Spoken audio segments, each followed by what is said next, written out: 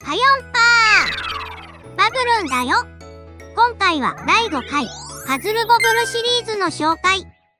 プレイステーション2版のスーパーパズルボブルを紹介するよ。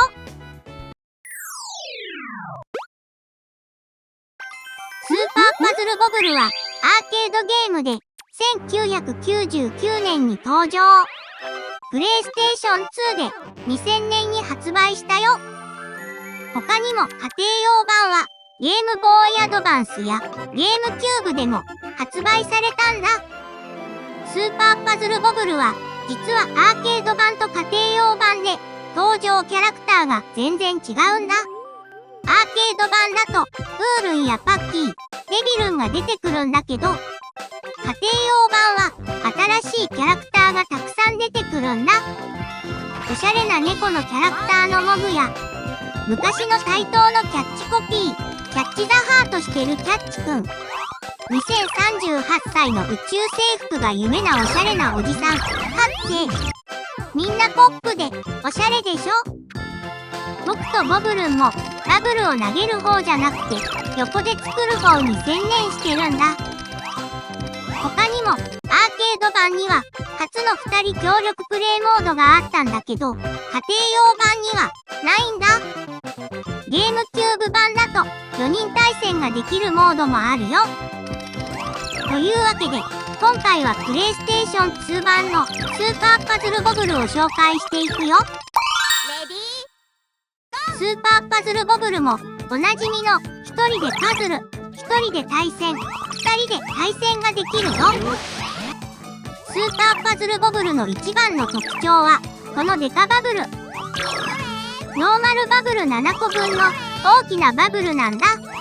同じ色のバブルをくっつけると消えて、フィールドにある全部の普通の色バブルがデカバブルの色に染まるよ。逆に普通のバブルよりも小さいミニバブルもあるんだ。ノーマルバブルじゃ通り抜けられないような隙間も通り抜けられるんだけど、他のバブルにくっつくと普通の大きさになるよ。パズルボブルあるあるのこの隙間通したいけど無理かもって時にうまく通り抜けられちゃうバブルだね。他にも壁や天井じゃないけどバブルを反射する反射ブロックや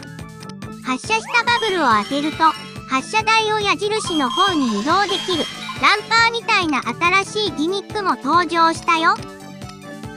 ギミックの他にもステージの形が特殊になっていたり、ステージの壁が回転していたり、ステージ全体が新しい仕掛けになっていることもあるよ。一人でパズルはいつものゾーン選択で進んでいくモードだけど、新しいギミックたっぷりのノーマルモードと、これまでの雰囲気のパズル面が楽しめるクラシックモードとで分かれてるんだ。一人で対戦は好きなキャラクターを選んで対戦。全員に勝つとエンディングが見れるよ。特殊玉が出てくる難しいエキスパートモードも遊べるんだ。2人で対戦はエキスパートモードの他にパズルボブル4であったみたいな連鎖モードも楽しめるよ。最後に隠しコマンド。タイトル画面で三角、右、左、三角を入力。対戦モードでボスキャラクターのフンギラとカッツェが使えるようになるよ。おなじみの裏モードはタイトル画面で三角、左、右、三角を入力するとマークが登場して裏モードになるよ。コマンドが似ててどっちがどっちかわからなくなっちゃうかもしれないけど覚えやすいかも。以上、プレイステーション2版スーパーパズルボブルの紹介でした。